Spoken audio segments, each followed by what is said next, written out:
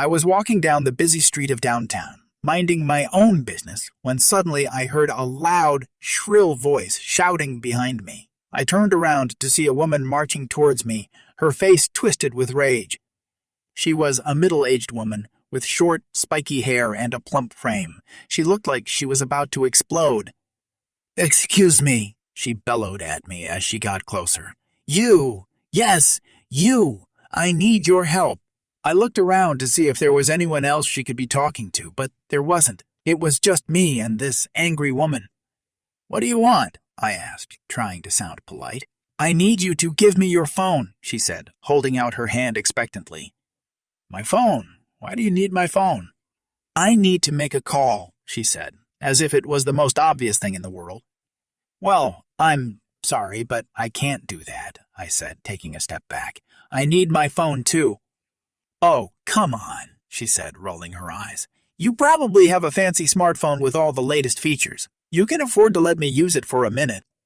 "I'm sorry, but I really can't," I said, starting to walk away. "Good luck with your call."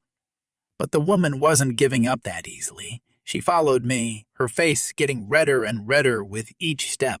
"You entitled brat!" she yelled at me. "How dare you not help me when I need it? You think you're so much better than me just because you have a fancy phone. I'll have you know that I'm a very important person." I stopped in my tracks and turned to face her. "Oh, really? And who exactly are you?" "I'm a lawyer," she shouted. "A very important lawyer. I don't have time for this nonsense. Give me your phone or I'll have you arrested for theft." I couldn't help but laugh at her ridiculous threats. "You're a lawyer, huh?" I said, smirking. "Well, I'm sorry to tell you this, but you're not entitled to anything just because of your job title, and I'm pretty sure trying to steal someone's phone is illegal too." The woman's face turned an even deeper shade of red. "How dare you!" she screamed. "I'll have you know that I'm going to report you to the police for harassment. You'll see what happens when you mess with me." At that point, I had had enough. I turned around and walked away, shaking my head in disbelief. I couldn't believe that someone would be so entitled and rude, but I guess that's just how some people are. Are you ready for the most bizarre story you will ever hear today? Buckle up and get ready. I was walking down the street, minding my own business, when I heard a voice behind me. "Excuse me, but can you help me carry my shopping bags?" I turned around and saw a woman, probably in her late 40s, with a pile of bags next to her. "Sure," I said, and picked up a couple of bags. As I lifted them, I noticed how heavy they were. "Wow, what do you have in here?" "Just some essentials," the woman said with a smirk. "You know how it is." We walked for a few minutes in silence, the woman occasionally thanking me for my help. Suddenly, she stopped in front of a huge mansion. "This is my house," she said proudly. "Wow, it's really impressive," I said, admiring the marble pillars and the manicured lawn. "I know, right?" the woman said with a smug smile. "I've worked hard to get where I am, and now that I have everything I want, nobody is going to take it away from me." I didn't understand what she meant, but I didn't ask. We entered the house, and the woman led me to a room full of expensive furniture and artwork. "Put the bags there," she said, pointing to a corner. I did as she asked, and then turned to leave. "Thank you for your help," I said.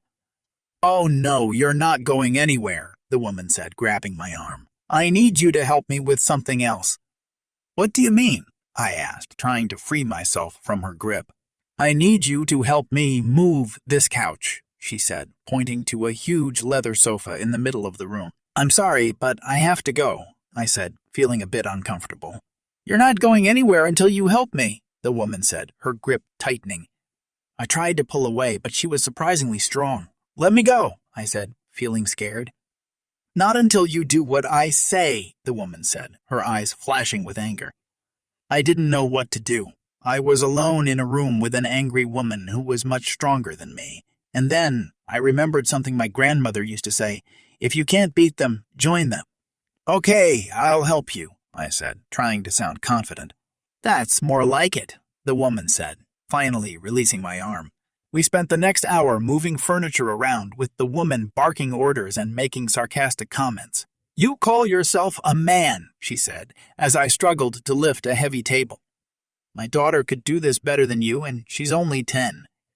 I tried to keep my cool, but it wasn't easy. I'm doing the best I can, I said, gritting my teeth. You're not doing enough. I should have hired someone stronger than you. I'm sorry if I'm not strong enough for you. Let me go then. You're sorry. You should be ashamed of yourself. You're a disgrace to your gender. That was the last straw. I had enough of her insults and her entitled attitude. You know what? I don't have to put up with this, I said, grabbing my jacket. Where do you think you're going? The woman said, blocking my way. I'm leaving, I said, pushing her aside. You're not leaving until I say so, the woman said, trying to grab me again.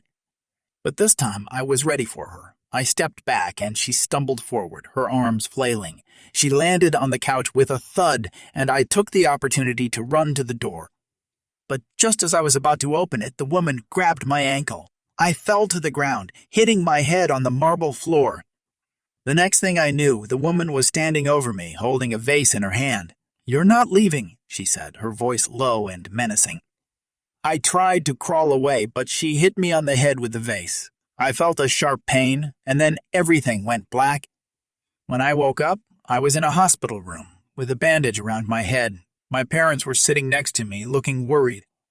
What happened? I asked. You were attacked, my mother said, tears in her eyes. Someone found you unconscious in a mansion. That woman who asked you to help her, my father said, his voice angry. She's been arrested. Apparently, she's been doing this to other people as well. I closed my eyes, feeling relieved and grateful to be alive.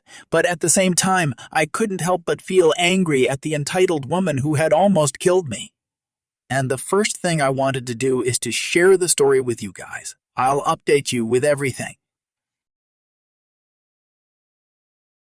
It was my first day at the local farmer's market where I would be selling my homemade jams and jellies. As a stay, at home mom, I had spent months perfecting my recipes and even longer researching the best farmers markets in the area.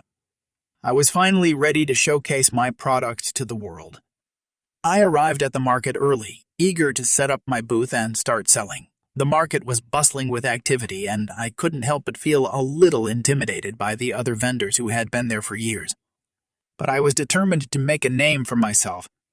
As the day went on, I was surprised by how well my products were selling. People were raving about the unique flavors and homemade quality. I was on cloud 9.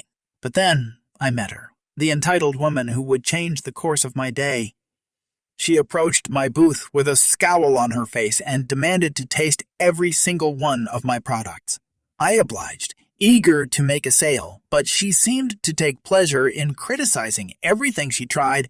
This is too sweet, she sneered as she tried my blueberry jam. And this one has too much spice, she complained as she tried my peach jalapeno jelly.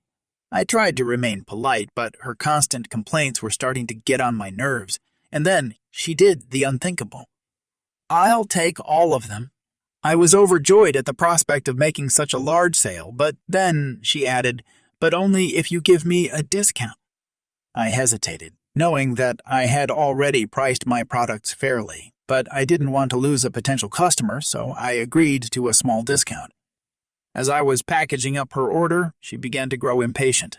Hurry up! I don't have all day. I tried to work as quickly as possible, but then she said something that made my blood boil. I could make these jams and jellies myself. You know, it's not that hard. I turned to her, ready to give her a piece of my mind, but before I could speak, she snatched the bags of products from my hands and stormed off. I was left standing there, seething with anger and frustration. How could someone be so entitled and rude? I had worked so hard to create these products, and she had the audacity to act like she was doing me a favor by buying them. But as the day went on, I realized that her behavior wasn't going to ruin my day. I had made plenty of other sales and had received so many compliments on my products. I refused to let one entitled woman bring me down. My husband loves coffee. He is the only one in the house who drinks it. Tea coffee gives me acidity and insomnia, so I don't drink. Recently, he bought a fancy machine that makes delicious coffee. The only problem is that the coffee trickles down drop by drop. It takes around 4 or 5 minutes to fill a tumbler but can feel like forever if you have nothing else to do but stand there and watch it trickle down. I get the coffee machine going every morning while getting dear daughter, Dee Dee, ready for school and making her breakfast. When he comes down after getting ready, his tumbler is ready to go. He leaves. Then I take Dee Dee to school, come back, and work from home. So recently, I had an injury that left me bedridden. Luckily, it was Dee Dee's midterm break, so there was no pressure of getting up early to prepare her meal and taking her to school. Only thing left was the coffee. Husband says, no problem, I will make it myself. Day 1, 2, 3, he makes the coffee. Also cleans the machine after every use. Day 4, this is too much and wasting my time. Me, why don't you switch on the machine tomorrow and get back upstairs to get ready? We live in a duplex, bedroom and dressing room upstairs, kitchen and living room downstairs. Also, he has stopped cleaning the machine. Day 5. He is upset because he had to run up and down twice to tend to his coffee. My next suggestion, move your toiletries to the downstairs washroom for a few days so you can get ready there. I'm not comfortable with that. Well, now the only solution left is to wake up early. Day 6, 7, 8. He wakes up early to make his coffee. He no longer cleans the machine. Day 8 evening. I'm very tired. My sleep cycle has whacked me. Looks like you need to make more coffee. Lol. Day 9. He is now side-eyeing me in guilt, tripping, hoping I would crawl down the stairs to make his coffee. Not happening. So he calls up the maid and tells her to start coming early to make his coffee. She is a part-time helper, and there's no way she'll come this early. Day 10. He has given up. Now he is buying his coffee from outside and the machine remains unused. I had a part-time job doing valet parking at an upscale hotel adjacent to an event center. If there was something scheduled at the event center, we'd staff accordingly, but usually we only had 2 people on. We'd tell incoming guests that if they needed to leave at a specific time to let us know or call down to the front desk ahead of time. If we knew a bunch of guests would be leaving at the same time, we'd start bringing their cars up early so they'd be good to go when the time came. I was working the morning shift one Saturday along with a guy in his 70s. He was a solid worker, but he couldn't run. I have an artificial hip and a bunch of pins and screws in the same leg. I can run, but I can't keep it up for long, and I pay for it later. We used the parking garage for the event center, which was close to a block away, and because of one-way streets, it was a 4-block drive with stoplights to bring a car back up. There was a large group of people who were in town for a wedding. They had about 20 cars among them.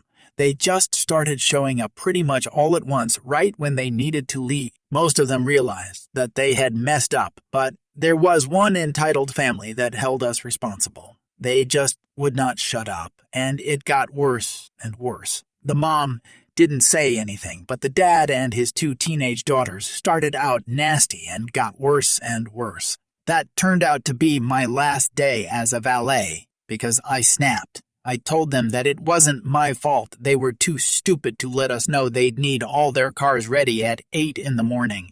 But we were doing our best to fix their mess up. I said there were only 2 of us, and neither of us was an athlete or stunt driver, and that if we had the kind of power over space and time it would take to bring all those cars up with no advanced notice, we wouldn't be there taking his shit. All 3 of them started yelling again when I ended my rant. I said, all right, I've had enough. I quit. I turned to the other people waiting and said, now it's going to take twice as long because these holes don't know when to shut up.